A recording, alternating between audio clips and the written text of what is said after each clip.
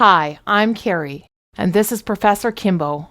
On the show today, we're going to learn how to make a Japanese Zen Garden Urn. This urn is not something that you can find in any funeral home that I've ever seen.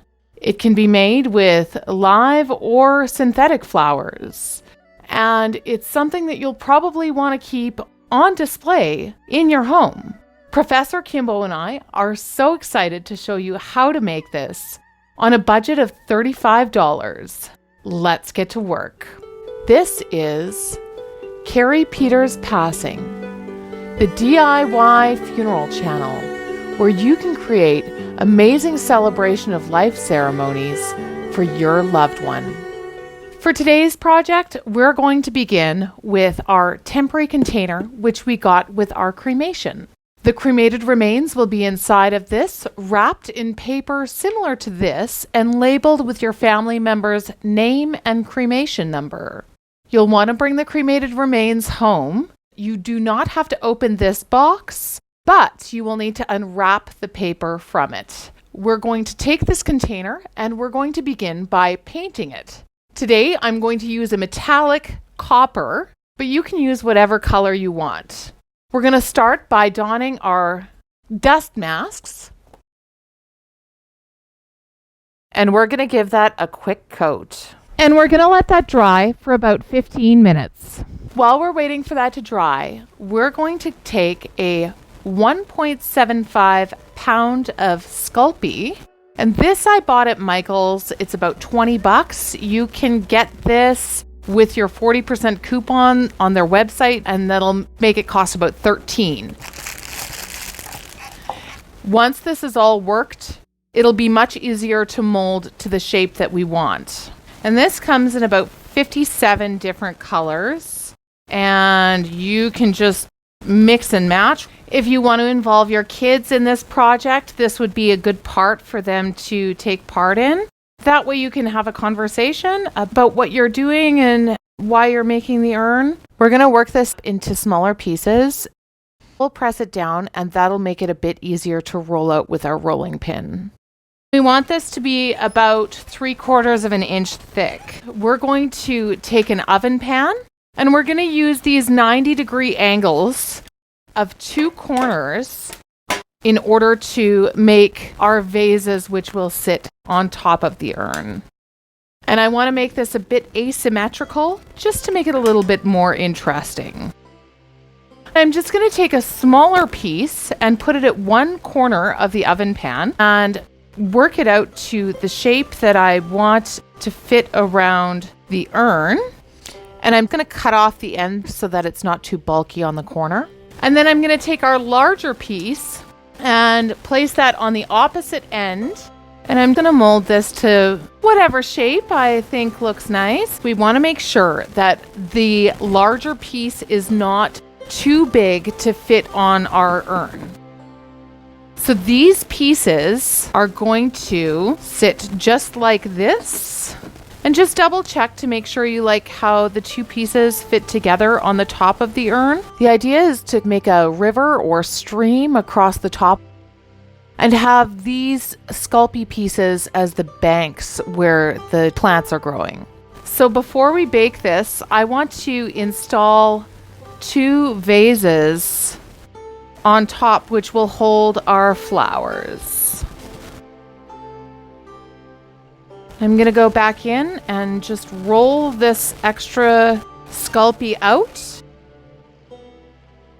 I want to have a tall vase for this project, and I'm just going to make an asymmetrical tube.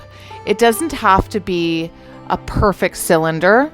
We're just going to build this on top here, and we'll press the 2 pieces together.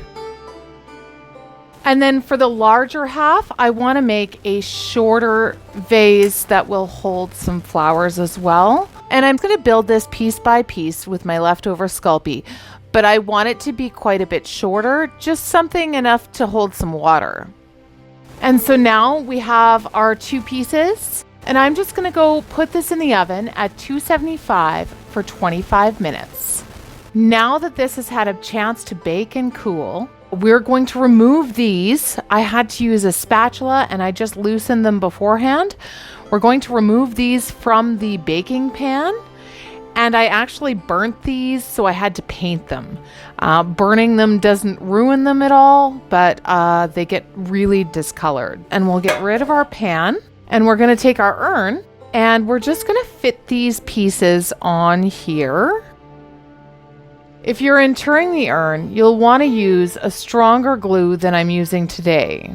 I'm just using a glue gun, and this will help me to attach the pieces, but I'll still be able to open it up. So if you plan on scattering in the future, maybe you want to use this.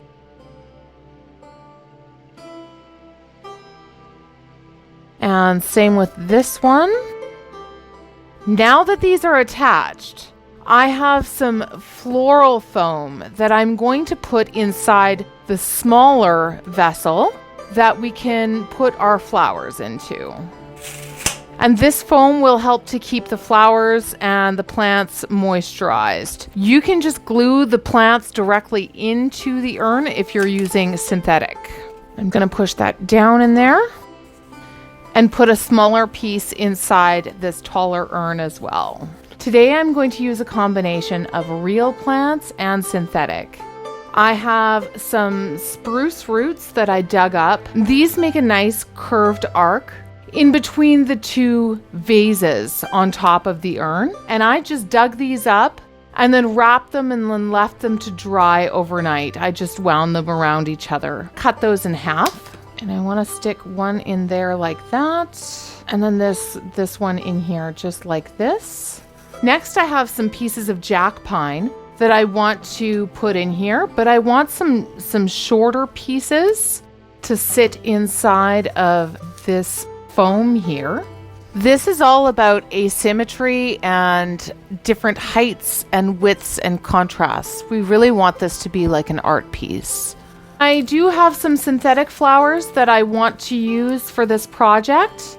I bought one bunch from Michael's. They were very expensive. Luckily, these ones were on sale. They were the fall leftover ones.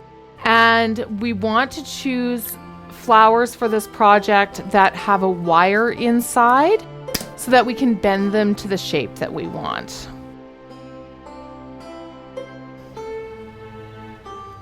Now I'm going to add in some small white flowers just to give it a bit more color and dimension.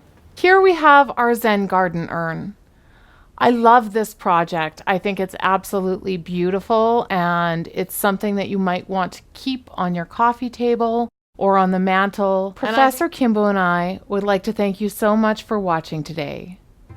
We look forward to our time with you in 2 weeks again on the next episode of Carrie Peters Passing. If you enjoyed the episode, hit that like button and subscribe for more ways that you can be involved in your family member's funeral service and save some money.